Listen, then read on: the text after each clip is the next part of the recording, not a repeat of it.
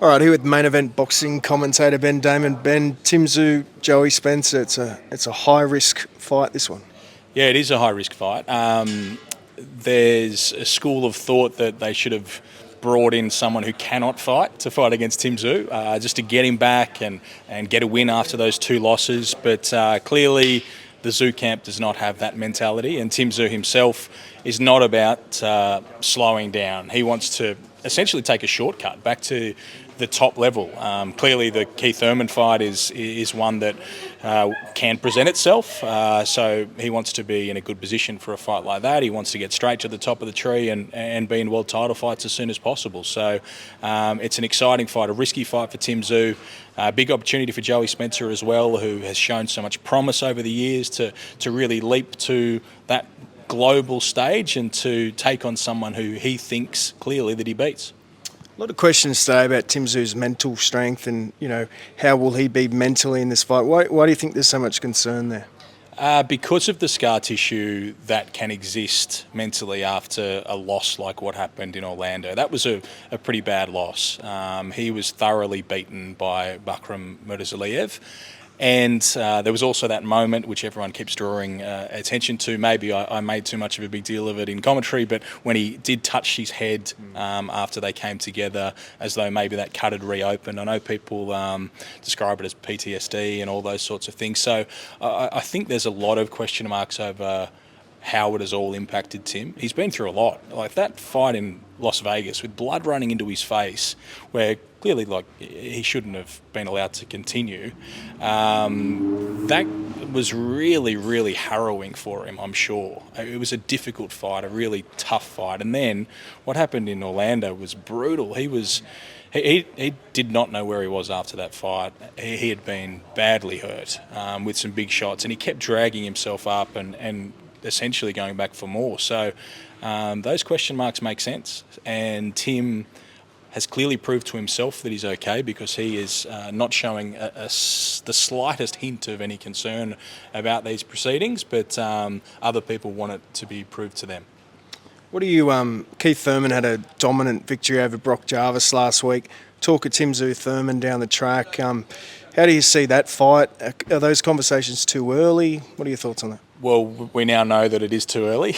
We've done this before, haven't we? Looked ahead in the careers of Australian boxers and Tszyu in particular, and been proved foolish. But it makes sense. Clearly, Keith Thurman came to Australia not just to win a fight against Brock Jarvis, who acquitted himself great in that first round and had his own moments, Brock, and made us all proud, but then ultimately was outgunned by a man who, I don't know if he turned back the clock or just showed that the clock wasn't as far advanced as perhaps we thought. But he came to Australia to give himself an opportunity to get into an even bigger fight against Tszyu, and that's what he did. I know Joey Spencer has other plans for that. He wants to beat Tszyu and then fight Keith Thurman himself back in the United States. But it's a fight between Tszyu and Thurman that was meant to happen before. Last time around it was going to be a 155-pound fight with no world title on the line. But clearly these fighters were at slightly different stages. Tszyu would have been a heavy favourite on that occasion. But now, after what's happened to Tim in the interim, since the injury to Thurman and then Fundora coming in at late notice and the Murtazaliev fight, and then Thurman coming back and looking good against Brock Jarvis, I think people are more excited about it now. I don't know if there's the same money on the table for the fighters or any of those sorts of bits and pieces, but it is a bigger fight and a better fight if it were to happen later on this year, because Thurman's back now and we know he's looking very, very good. Tim has shown those vulnerabilities, so I know that our broadcast the other night of Thurman and Jarvis went into the United States via PBC's YouTube channel. It was very well watched. A lot of American boxing people were watching that have reached out to me and are really excited about this version of Keith Thurman. So if that fight happens, it's going to be a monster. It's a really big, exciting fight now, Tszyu and Thurman, if it happens. But Joey Spencer clearly has other ideas. Some big fights recently. Liam Wilson, Yusuf Dib, great fight. What's next for Liam Wilson, do you think? There's a lot of opportunities for Liam Wilson. The O'Shaquie Foster is one fight is one that has been talked about and was talked about in the lead up to that fight. I know that he put his hand up this week, Liam Wilson, for a fight against George Kambosos when Daud Jordan came out of that fight. Clearly that's not happening. There's other names internationally that Liam's been mentioned with regards to. He's someone who will find his way into big fights for the rest of his career because he's so exciting to watch because of what he did against Emmanuel Navarrete the first time in Arizona, and because he's willing to, because he's up for it. He will take those fights. So the O'Shaquie Foster is one fight is one that certainly could be made. I thought Liam looked brilliant, as so often he does in the early rounds against Yusuf Dib, dropping him and looking like he had him beat, really, in the first couple of rounds. But then Yusuf Dib showed incredible heart. Liam clearly had some injuries and some issues, but he ultimately found his way into a war again, as so often he does.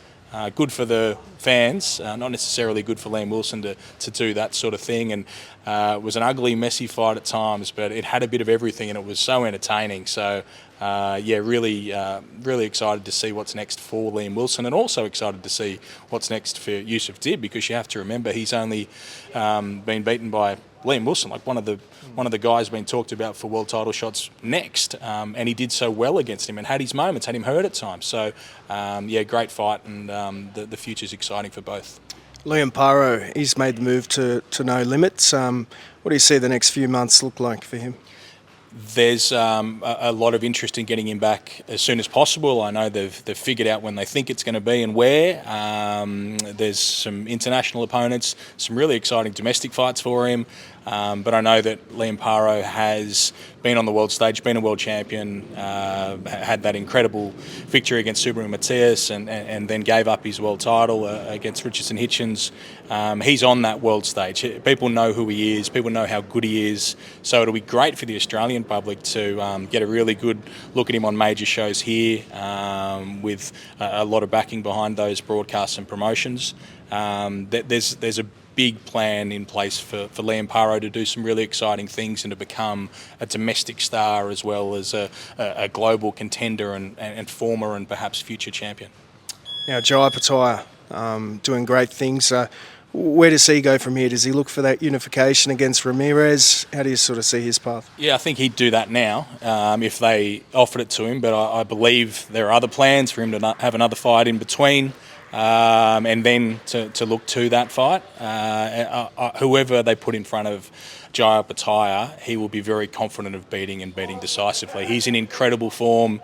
His headspace is on a completely different level. We've seen him since he was a child. I first dealt with Opetaia at the 2012 London Olympics when he was our youngest ever boxing Olympian, and since then I've had the great pleasure of calling most of his fights, and we've sort of seen him go along and grow, and then all of a sudden, when he became world champion, he just turned into this completely different beast.